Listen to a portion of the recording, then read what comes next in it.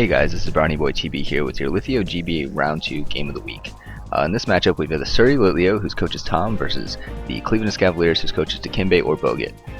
Both these teams are coming off solid 3-0 victories in their Round 1 battles.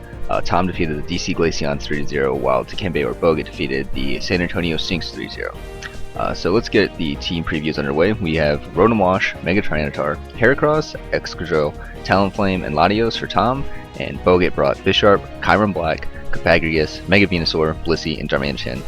Right away, what sticks out to me is that Tom decided to bring the Mega Tyranitar and the Excadrill, so Excadrill will be able to use Sand Rush if he has it, since Tyranitar can set up the sand freely. And then on Bogut's side, everybody just really fears that Chiron Black because it can hit so hard, especially and physically. Just an all-around great Pokemon. Bogut's team's also pretty bulky, so Tom's going to have to be on the watch out for that. Everybody knows that Bisharp was the MVP last season, so he's just a really hard hitter. So let's get this match underway as Dikembe or Bogut challenges. Tom leads out with his Rotom Wash, and Bogut decides to lead out with his Darmanitan. And so on the first turn, Darmanitan ends up going for the U-turn, and Tom makes a good prediction that Darmanitan is going to swap out or U-turn there as he goes for the Will-O-Wisp, and the Will-O-Wisp is able to land on Blissey. So Blissey gets burnt, but Blissey has Natural Cure, so he can swap that out anytime. So it really wasn't a bad play by Bogut, because he could have either taken the special attack from Rotom Wash, or he could take the Will-O-Wisp burn there. So then Tom decides to hard switch Rotom out, and he decides to go into his Excadrill here. Excadrill, actually a really good play, or a really good swap there for Matt, because he's able to take the Toxic from Blissey, which obviously doesn't affect him because he's a Steel type Pokemon. So Blissey's able to get leftovers and then take a little more burn damage, but that's not that big of a deal for Blissey since it's got so much HP and it's just so bulky. So Blissey doesn't want to take a special hit, so Bogut decides to swap out to Copagrius, who's a pretty good wall. And Tom just goes for the Iron Head there with his Excadrill, which is obviously a physical move, so he gets the Mummy and learns that Copagrius is actually carrying the Rocky Helmet, so he takes some more damage from that. So it was a good play there by Bogut, and then so Tom decides to swap out his Excadrill for Latios against his Copagrius since he can't do too much to it, and Bogut makes a good play there as he goes for Hex, which hits Latios for pretty hard damage considering Copagrius isn't known to hit that hard. So Bogut goes for the Psychic because Copagrius doesn't have very much special defense, so tries to hit him with the Psychic, but Bogut makes another good play, swaps out to Blissey to eat the special hit, and Blissey can recover some more health with its leftovers. So Tom's forced to swap his Latios here because I don't think he's got the Psyshock to hit Blissey for any damage really. So he goes out to his Tyranitar here, who sets up the Sandstorm, which will be able to set up his Excadrill later in the battle if he wants to bring it in with the Sand Rush if he's carrying it. So from here, Bogut decides to swap out his Darmanitan. So they both actually swapped out on the same turn. So he swapped his Blissey out to Darmanitan, and now Bogut, or Tom rather, doesn't want to take a hit from this Darmanitan, especially if he's carrying the superpower. So he swaps out to his Rotom Wash, and Bogut actually does have the superpower. So Rotom Wash is physically defensive in this battle. I'm assuming he's able to take that hit pretty well. And then they both get hit by the Sandstorm damage here. So then Bogut decides that he can't do too much to this Rotom Wash, so he swaps out and he decides to swap it to his Mega Venusaur. Mega Venusaur is a pretty good counter for Rotom Wash, but Tom makes a good prediction, thinks that he's going to go out into his Venusaur or some other Pokemon perhaps, and swaps out to his Heracross. So both Heracross and Venusaur take Sandstorm damage on this turn, but Heracross takes damage first because he's faster.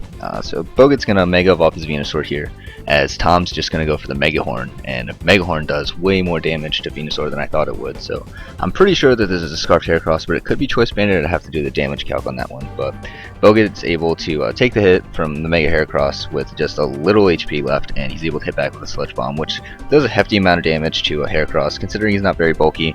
But he's able to live it, and Bogut is forced to swap out to his Blissey, who's just sacking off at this point, I believe, because he swaps him out, and Blissey can't take a Mega Horn from that range, if he could take it at all, honestly.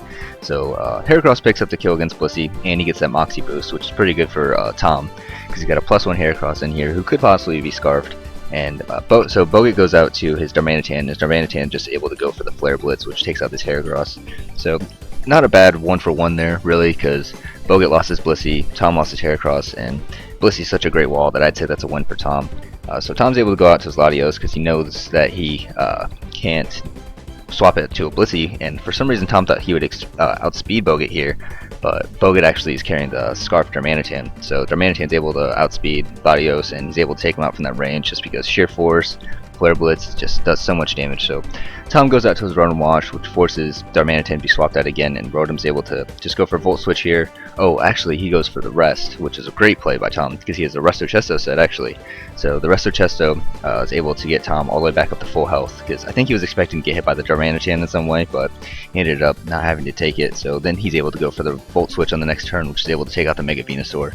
So it was a great sequence there by Tom. He's able to get his Rotom Wash back up to full health, and he gets a free switch here. So right here he decides to go back out into his Tyranitar, perhaps maybe to set up the sand again so he can come back in with the Excadrill, who's a great late game sweeper with that Sand Rush. So Bogut gets to see Tom's choice since he Volt switched out, so he brings in his Bisharp.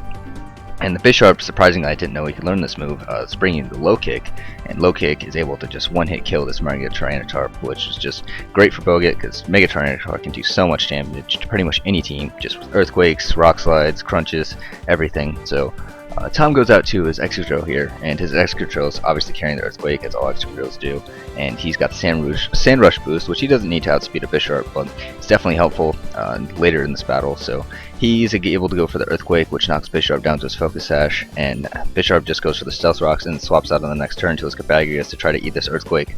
But the Earthquake, actually, it's a crit, which I'm not sure if it mattered in the end, but it definitely did a hefty amount of damage to this Escavaliers. So he's able to take out the Escavaliers on the next turn with another Earthquake, and he still has the Sand up. So Tom's looking like he's in a really great position here. I think that Bogut made the switch from Bisharp to Escavaliers thinking that he might go for a Rapid Spin and then try to spin block it with the Escavaliers, but right here, Tom just makes an outstanding play. He chooses to stay in against the Darmanitan because Bogut thought that he would have to switch out and he wanted to get switch initiative there.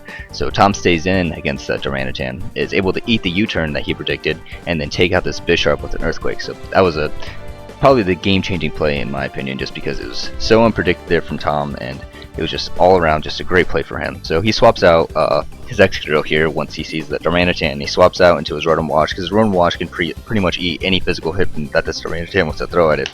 So he's able to just eat that Flare Blitz pretty well as he swaps in. So then on this next turn, Darmanitan's going to outspeed again, obviously because he's Choice Scarf, and he goes for Flare Blitz again as Tom tries to retaliate with a Hydro Pump, but he gets a little unlucky here and misses the Hydro Pump.